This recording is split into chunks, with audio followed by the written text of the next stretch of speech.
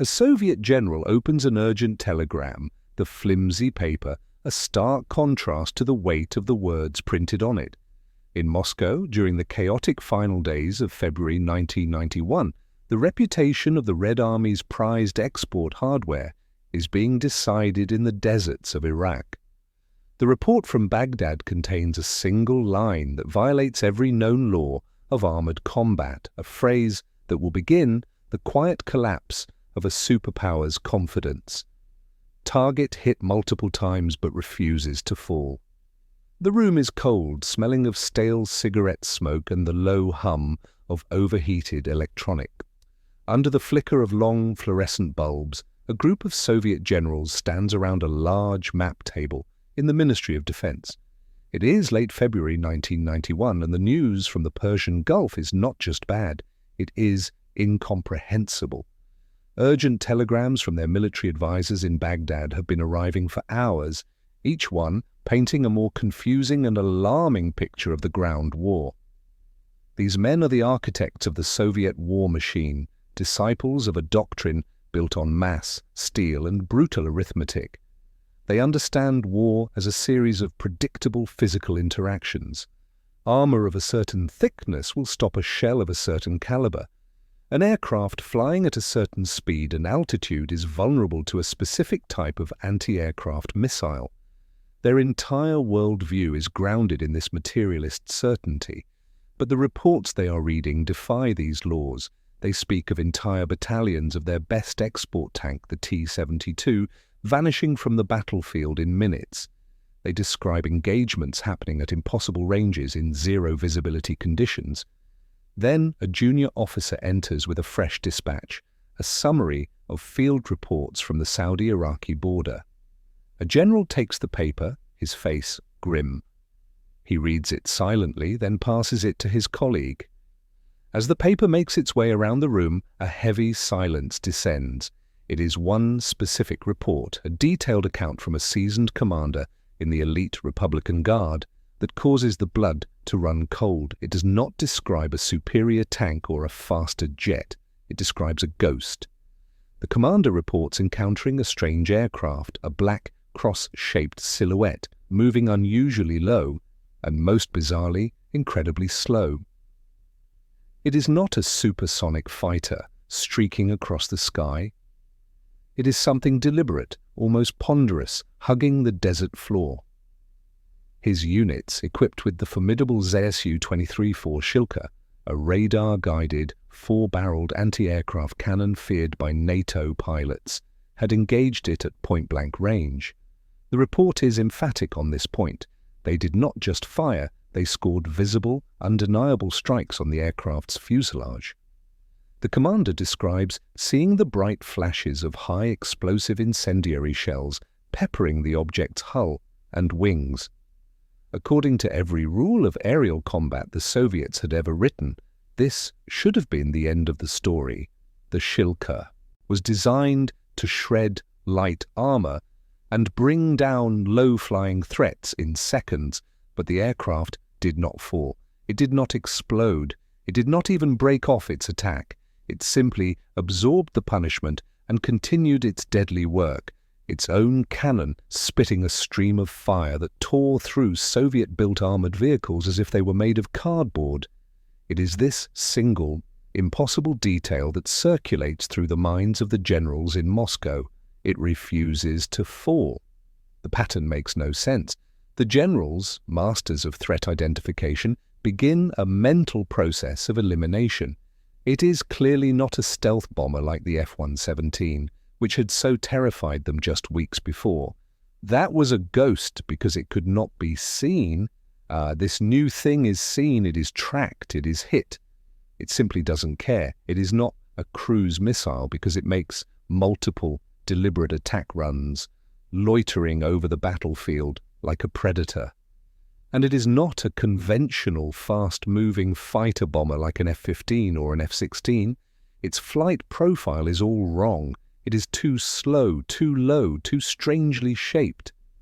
One of the older generals, a man who had planned the defense of the Fulda Gap for 2 decades, mutters the central paradox aloud to no one in particular. Anything that's slow, he says, his voice a low, gravelly whisper, should be dead in seconds. He is voicing the core of their doctrine. Soviet air defense was built as a dense, layered net, specifically to kill slow targets. From shoulder-fired missiles to radar-guided cannons, their entire system was designed to punish anything that was not moving at supersonic speeds. This new weapon is a deliberate violation of that rule. It is an affront to their entire philosophy of war. The reports are a collection of impossible contradictions. An aircraft that is slow but not vulnerable. An aircraft that is hit but not killed.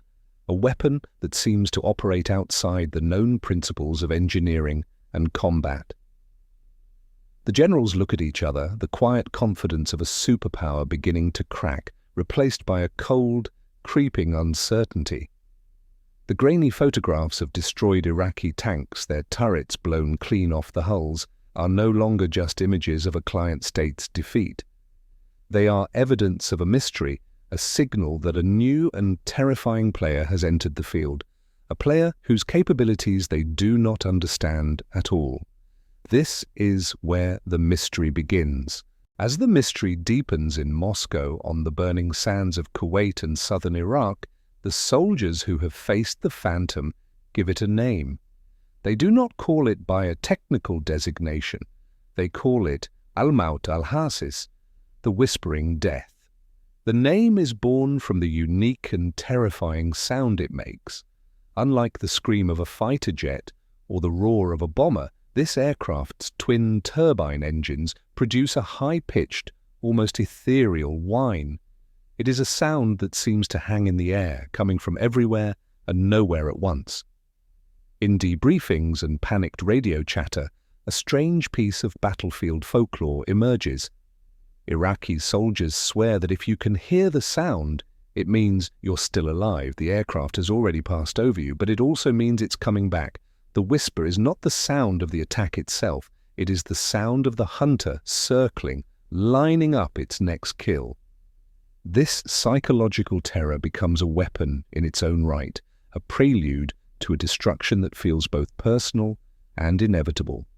The legend of the Whispering Death's invincibility is cemented by events that defy all logic. In one infamous incident, an Iraqi Special Forces team, armed with the advanced Soviet-made 9K-38 Igla, a modern shoulder-fired heat-seeking missile, manages to acquire a lock on the slow-moving aircraft. They fire. The missile streaks into the sky and finds its target. Soldiers on the ground report seeing the explosion, a bright orange flash against the aircraft's dark frame, followed by a trail of fire and black smoke pouring from one of its engines.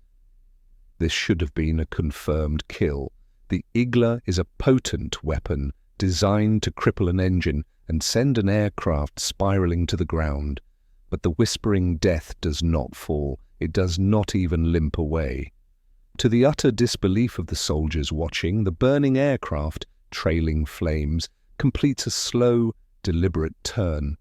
It banks, realigns itself with the Iraqi position, and begins another attack run. It is as if it is wounded but enraged, shrugging off a fatal blow to deliver its own retribution. It is this moment, more than any other, that transforms the aircraft from a mere machine into a monster in the minds of the Iraqi troops. Desperate to kill this beast, the Iraqi High Command sets a deliberate and massive trap. Near the city of Basra, intelligence reports suggest the aircraft is operating consistently along a specific corridor. The Iraqis position a dense concentration of their best air defense assets.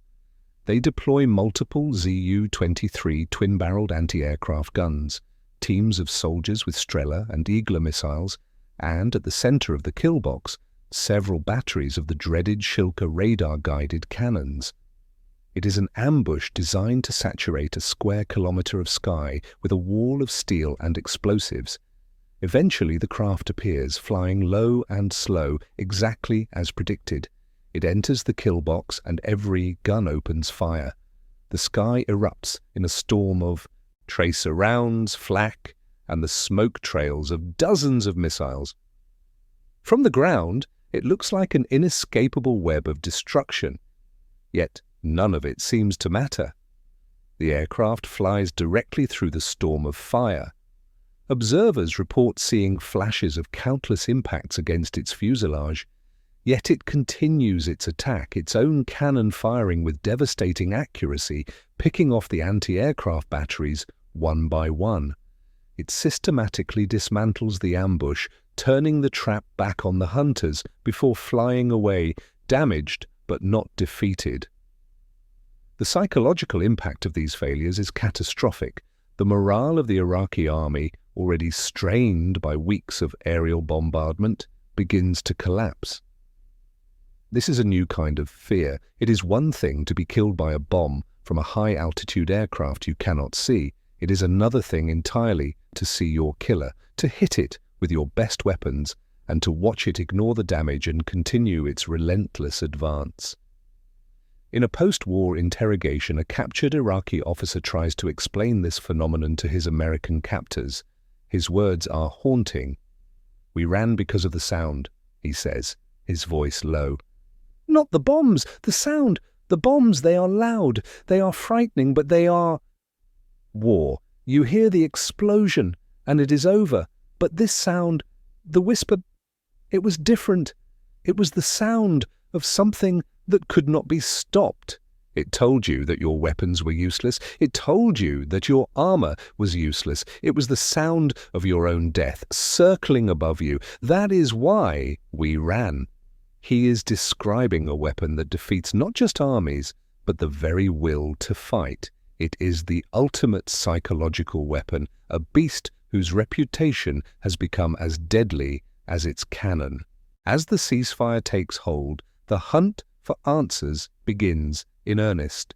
Soviet military advisors, officially part of a diplomatic mission to observe the peace, shed their formal uniforms for nondescript fatigues. Riding in rugged UAZ 460-9 jeeps, they navigate the still smouldering battlefields of GAU-8. This is not diplomacy, it is battlefield archaeology. Their mission is to sift through the wreckage of the Iraqi army and find physical proof of what destroyed it, to separate the myths of the Whispering Death from the cold, hard facts of its capabilities. They move quickly, often at night, bribing local commanders and dodging American patrols to gain access to the graveyards of their own technology. The landscape is a testament to a level of destruction they have never witnessed. It is an open-air museum of their failures. One of the first sites they visit is a destroyed T-72 battalion. A GRU colonel, a veteran of the brutal war in Afghanistan, walks through the carnage, his face a mask of disbelief. He has seen wrecked tanks before, but this is different. He stops at one particular T-72. The tank has not suffered a catastrophic jack-in-the-box explosion. It is outwardly intact, but it is clearly dead. He runs his hand over the frontal glacis plate, the thickest part of the tank's armor. He is looking for the characteristic splash mark of a heat round, the molten crater left by a shaped charge. He finds none. Instead, he finds a series of small, perfectly round holes, each no bigger than a milk bottle. They are clean, almost surgical. There is no charring, no splash of melted metal, just a neat circle punched straight through the composite armor. He climbs onto the tank and peers inside through the open hatch. The interior is a vision of hell. The projectile that made the small hole on the outside has wreaked havoc within. The inside wall of the armor is shattered, a phenomenon known as spalling, where the kinetic shock turns the tank's own steel into a cone of flying shrapnel. The crew compartment is shredded. This was not a kill caused by an explosion, but by a hypervelocity projectile, a simple dart of metal moving at speeds they had previously thought were impossible for an aircraft cannon. A short distance away, the colonel finds something even more disturbing.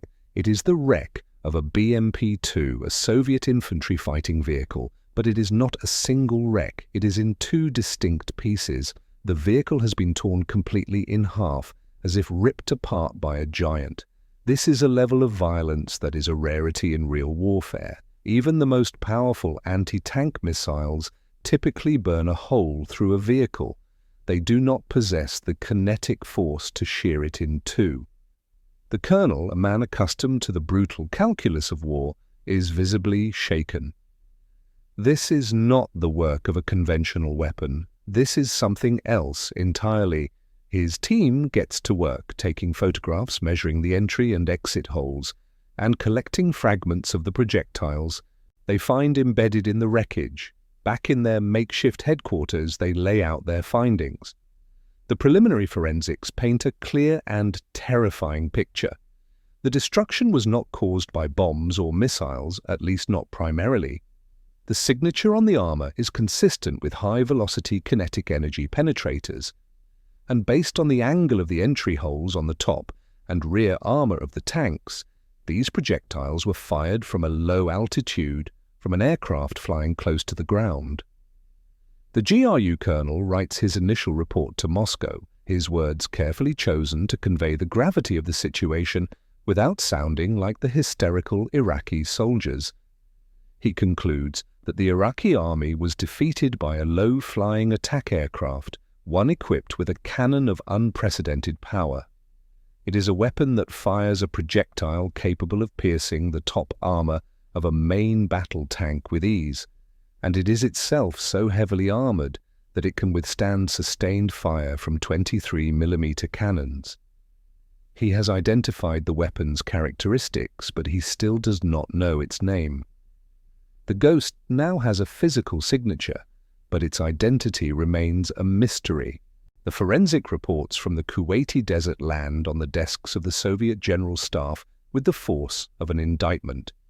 The evidence of a low-flying, heavily armored, cannon-firing aircraft sends the analysts of the KGB and GRU scrambling through their archives.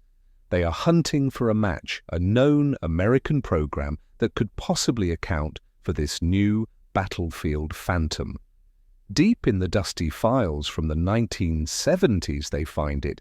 It is a program codenamed AX, a competition between two prototypes for a new close-air support aircraft designed to kill Soviet tanks in a European land war. They pull the old photographs and technical assessments. The images show a stubby, awkward-looking plane with straight wings, twin engines mounted high on the fuselage, and a cockpit pushed far forward. It is the Fairchild Republic prototype, the YA-10. The Soviet assessments from the era, written with the confident arrogance of a competing superpower, are almost comical in their dismissal. The reports label the aircraft as slow, unmaneuverable, and a throwback to Second World War designs. Soviet air doctrine, like its American counterpart at the time, was obsessed with speed and altitude. The future of air combat was in supersonic fighters and high-altitude bombers.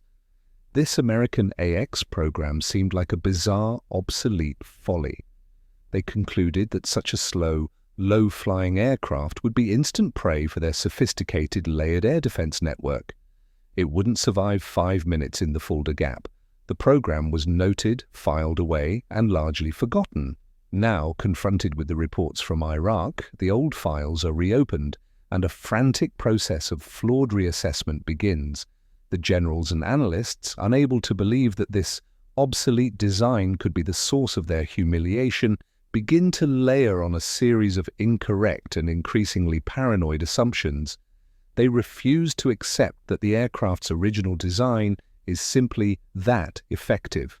Instead, they theorize that the Americans must have secretly upgraded it with fantastical technologies.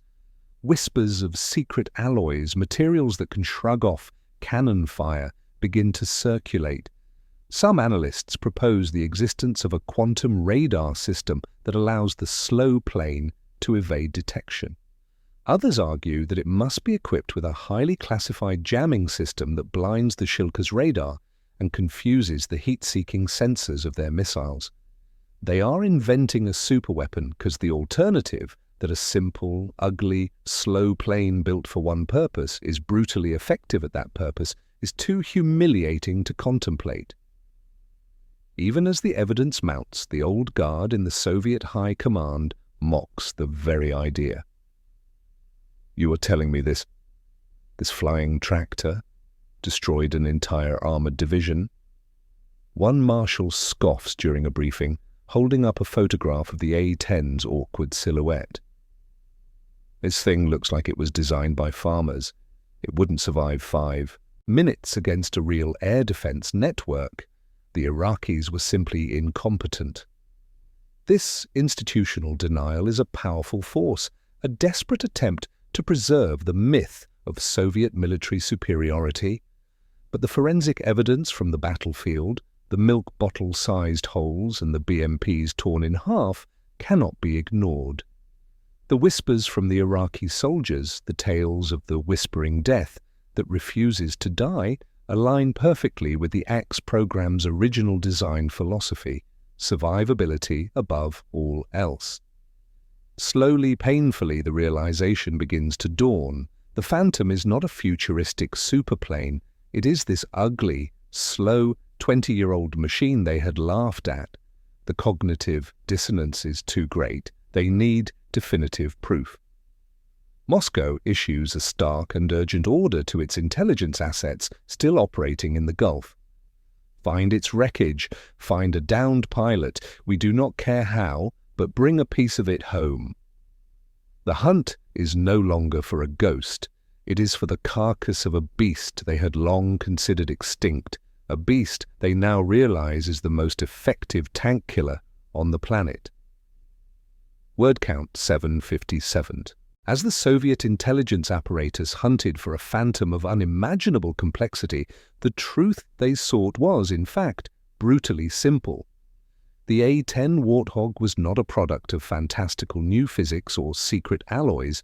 It was the result of a radically different engineering philosophy, a design that prioritized survivability and lethality over speed and elegance. To understand the beast, one must first understand its heart. The A-10 was not a plane with a gun mounted on it. It was a gun, and the engineers at Fairchild Republic had wrapped a plane around it. That gun is the General Electric GAU-8 Avenger, a weapon of almost absurd proportions. It is a 7-barreled Gatling cannon weighing nearly 1.8 tons, the size and weight of a Volkswagen Beetle. The gun itself is so massive that the aircraft's nose landing gear had to be offset to the side to make room for the firing barrel. It fires 30mm projectiles at a rate of 3,900 rounds per minute, producing a sound often described not as gunfire, but as a guttural roar, like the sky itself is being torn apart. But the true secret is not the gun, it is the ammunition.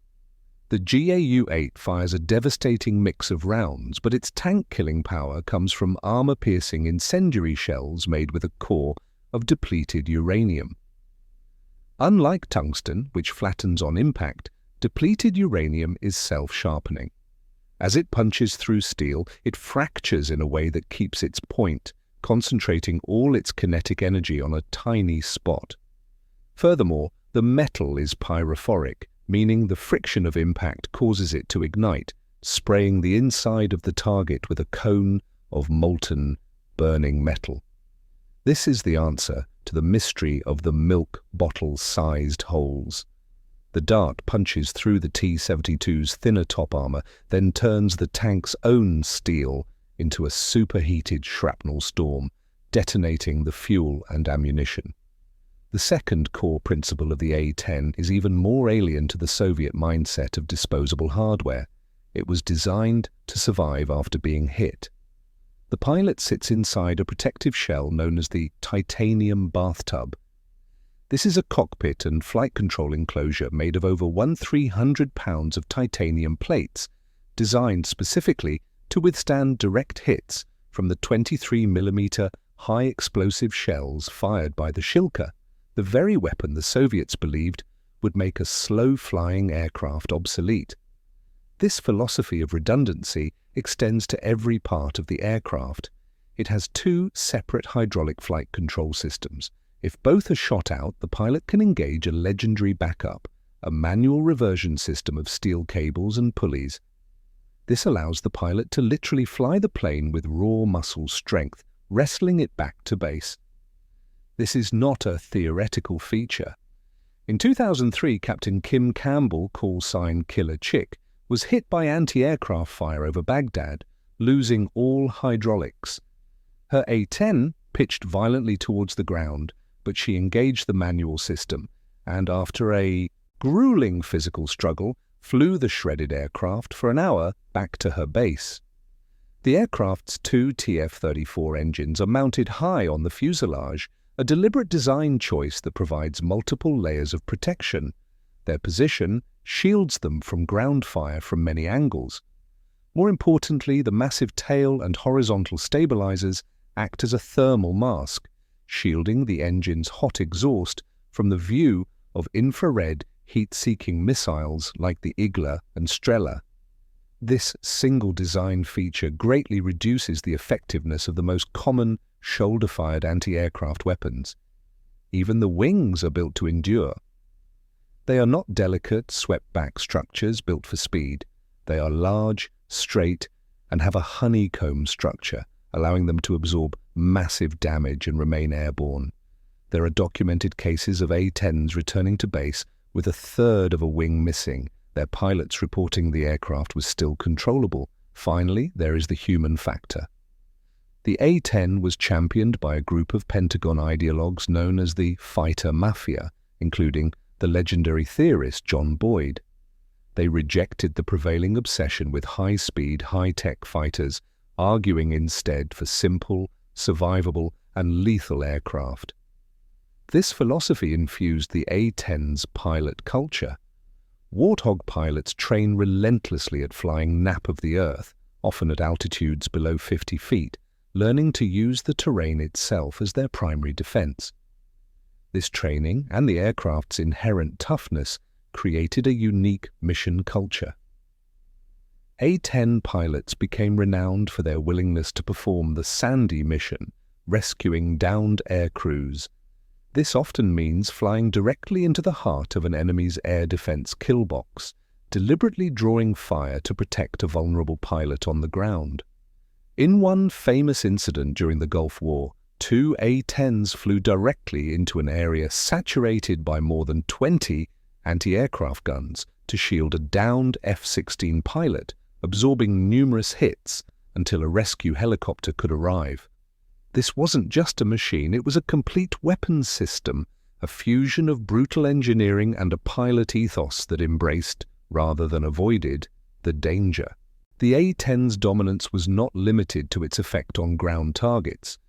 In several key engagements, it directly challenged and humiliated the core tenets of Soviet air power doctrine, revealing fatal flaws in Moscow's high-tech interceptors and exposing a systemic failure to understand the realities of low-altitude warfare. One of the most embarrassing incidents for the Soviet advisors occurred when the Iraqi Air Force attempted to intercept the slow-moving Warthogs. The Iraqis scrambled their best available asset, the MiG-25 Foxbat. On paper, this was a laughable mismatch, but not in the way one might expect. The MiG-25 was a legend of the Cold War, a massive interceptor built of steel and titanium, capable of flying at nearly 3 times the speed of sound and reaching altitudes at the edge of space. It was designed for a single purpose, to scream into the sky and shoot down high-altitude American strategic bombers. Against the low and slow A-10, it was utterly useless. The MiG-25's powerful radar, optimized for detecting targets against the clean, empty background of the upper atmosphere, was completely blinded by ground clutter when looking down. The radar signals bouncing off the desert floor created so much noise that the slow-moving A-10 simply disappeared into the static. The MiG-25 pilot, deprived of his primary sensor, was forced to rely on his own eyes. But here, too, the mismatch was fatal. The MiG pilot, streaking across the sky at over 600 miles per hour, had only a fraction of a second to spot the A-10, which was camouflaged and flying just feet above the sand, Even if he could get a visual, the MiG's enormous speed and wide turning radius made it impossible to get into a firing position. By the time the pilot could line up a shot, he had already overshot the Warthog by several miles. The A-10, designed to loiter and turn tightly within the battlefield, simply danced away from the supersonic sledgehammer. The engagement ended in frustration, with the MiG-25s forced to return to base, having burned through their fuel without firing a single effective shot. The humiliation for Moscow deepened with another, even more improbable event. The A-10, a plane with no radar and considered a mud mover, scored an air-to-air kill. An Iraqi Mi-8 transport helicopter, flying low to avoid coalition fighters, crossed paths with an A-10.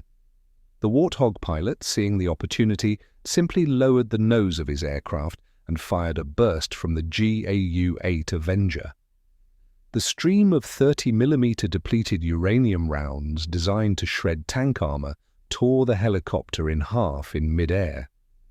When this report reached the Soviet advisors, it was met with disbelief, then fury. A subsonic attack plane, a flying tractor, had just shot down one of their helicopters with its main cannon. This was not supposed to happen. Air-to-air combat was the domain of sleek, advanced fighters. This incident was a brutal demonstration that the A-10's lethality was not limited to ground targets. Its cannon was a weapon of such overwhelming power that it could destroy anything it was pointed at, whether on the ground or in the air. These failures all pointed to a single, systemic flaw in Soviet military thinking. Their entire air defense and air combat philosophy was built around a high-altitude, high-speed paradigm. They had the weapons to fight a war at 40,000 feet, but the A-10 was fighting a war at 40 feet. The Warthog's pilots were masters of nap-of-the-earth flying, a technique that uses hills, valleys, and even the curvature of the earth itself as cover. By flying so low, they effectively disappeared from the enemy's radar screens, hiding in the dirt of the ground clutter. Soviet radar systems, both on the ground and in the air, were designed with sophisticated filters to ignore these low-altitude signals, assuming they were false returns from terrain or vehicles. The system was programmed to look for threats in the sky, not threats that had become part of the ground. The A-10 exploited this blind spot with ruthless efficiency. It was not using advanced stealth technology to become invisible. It was using the simple physics of radar and the contours of the Earth to hide in plain sight. For the Soviet generals, it was a horrifying revelation. Their multi-billion ruble air defense network, a source of immense national pride, was effectively useless against an enemy that simply refused to play by the rules and fly where it could be seen. The climax of the crisis in Moscow was not a single dramatic event, but a series of brutal truths arriving one after another, each one chipping away at the remaining foundations of Soviet military confidence. The first was a small, deceptively simple object. A GRU agent, having successfully exfiltrated a sample from the Kuwaiti battlefield, placed a single 30mm depleted uranium round on the polished oak table in the center of the Kremlin's Situation Room. It was black, metallic, and impossibly heavy for its size. The assembled group of Soviet physicists and weapons designers looked at it in silence. They didn't need a complex analysis. They knew exactly what it was. They understood the terrifying physics of a self-sharpening pyrophoric penetrator. One of the old physicists, a man who had worked on the Soviet atomic bomb project, picked it up, feeling its weight. He turned to the Minister of Defense, Dmitry Yazov. "Comrade Minister," he said, his voice grim, "to stop this you would need armor of a thickness that cannot fly, or you would need to build a tank that has no top." The message was clear. There was no simple countermeasure. This single projectile rendered the top armor of every tank in their arsenal, from the T-55 to the premier T-80, completely obsolete.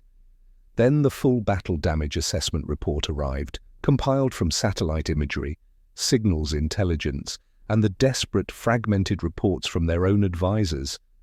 The numbers were not just bad, they were absurd, representing a level of one-sided destruction that had no parallel in modern warfare.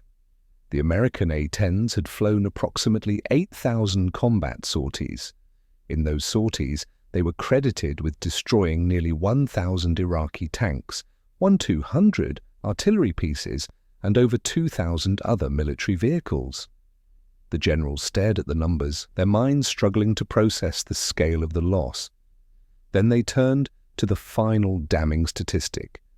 In the course of inflicting this biblical level of destruction, only 6 A-10s had been lost to enemy action. The exchange rate was catastrophic. For every A-10 lost, the Iraqis had lost approximately 165 tanks or hundreds of other vehicles. This wasn't a battle, it was an industrial-scale slaughter. The epitome of this slaughter was an event that became known to the world as the Highway of Death. As the Iraqi army attempted to flee Kuwait along Highway 80, they were caught in the open in a massive traffic jam. What followed was not a battle, but a sustained hours-long execution from the air. A-10s operated over the highway in shifts, flying in what pilots called a perch. They circled for hours, calmly selecting targets and destroying them one by one. They fired their GAU-8 cannons until the ammunition drums were empty, then switched to Maverick missiles and cluster bombs. The destruction was so total and so prolonged that Soviet reconnaissance satellites passing overhead recorded images of an open-air graveyard, a miles-long scar of blackened, twisted metal that had once been the backbone of the Iraqi army.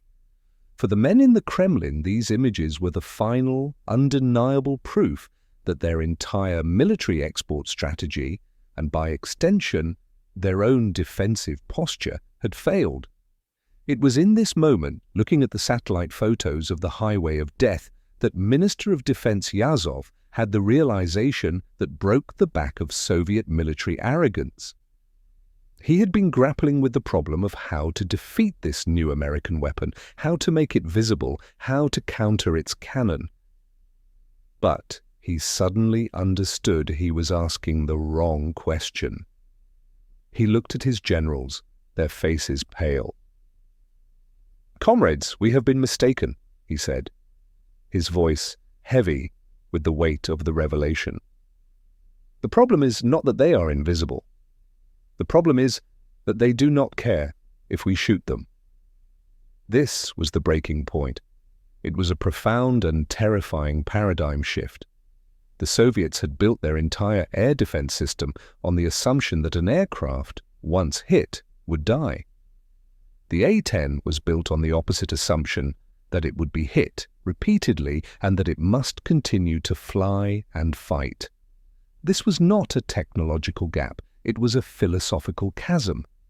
The Americans had engineered a solution not just for combat, but for the brutal, imperfect reality of combat. They had built a machine that could absorb punishment, a flying tank. The Soviet Union had built a glass cannon. In that moment, the Cold War, in a very real sense, was lost. Not B. The shockwaves from the A-10's performance in the Gulf War radiated outward, not just through the collapsing Soviet Union, but across the entire global arms market. The myth of Soviet military parity was shattered. Nations like Syria, Libya, and even India, which had been loyal customers of Soviet hardware for decades, abruptly froze new contracts for T-72 tanks and other armored vehicles.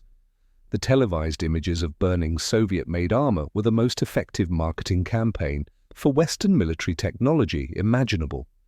The reputation of Russian heavy industry, once a source of national pride and significant export revenue, was in tatters.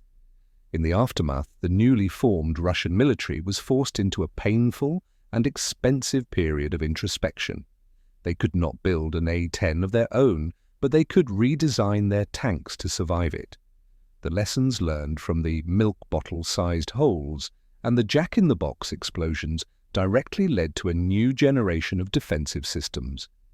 Heavy explosive reactive armor, like Contact 5 and the later Relict systems, were designed specifically with the A-10's top attack profile in mind. They were crude, heavy, and brutish solutions, explosive bricks designed to break an incoming depleted uranium dart, but they were a direct answer to the threat. Later, more advanced active protection systems, or APS, like Arena, were developed. These were miniature radar and projectile systems designed to shoot down incoming threats before they even touched the tank.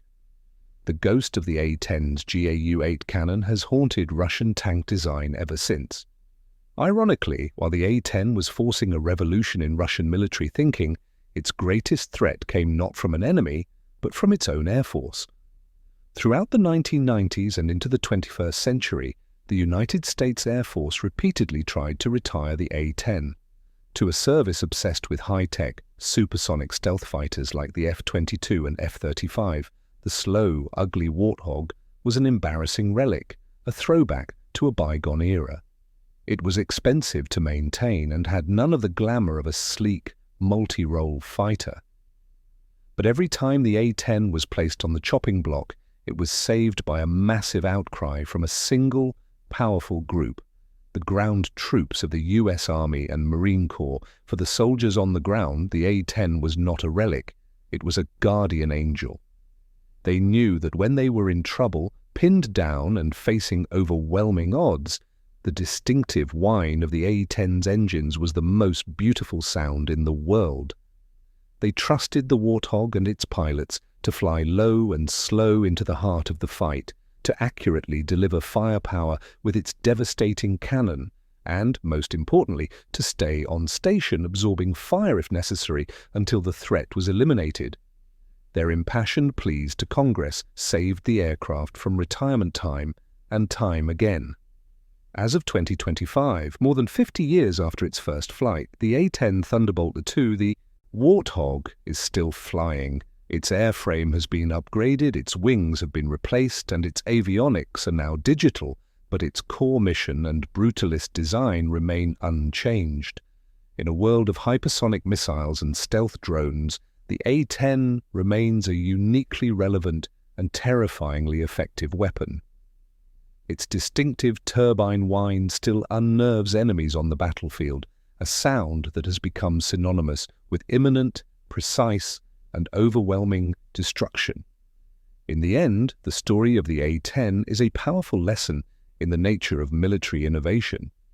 In a world chasing speed, stealth, and technological perfection, supremacy on the battlefield was claimed by something slow, ugly, and almost impossible to kill. It was a victory not for futuristic theory, but for pragmatic, battle-hardened engineering. The Whispering Death was not a phantom born of magic or secret physics. It was a beast built of titanium, redundancy, and a deep, abiding respect for the brutal realities of war. Thank you for joining us on this journey into a pivotal, yet often overlooked, moment in modern history. If this story resonated with you, we would be honored to have you with us again. Until next time, stay curious and take good care.